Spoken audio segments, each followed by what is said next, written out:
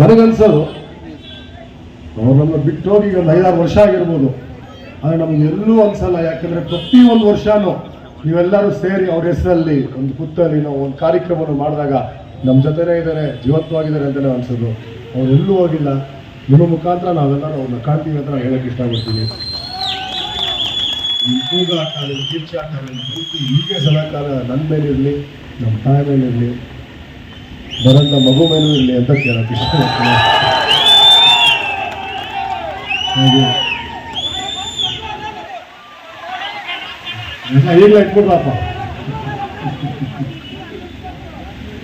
ಇನ್ನೊಂದು ಏನಂದ್ರೆ ಇವತ್ತು ಸ್ವಾಮೀಜಿ ಅವರಿದ್ದಾರೆ.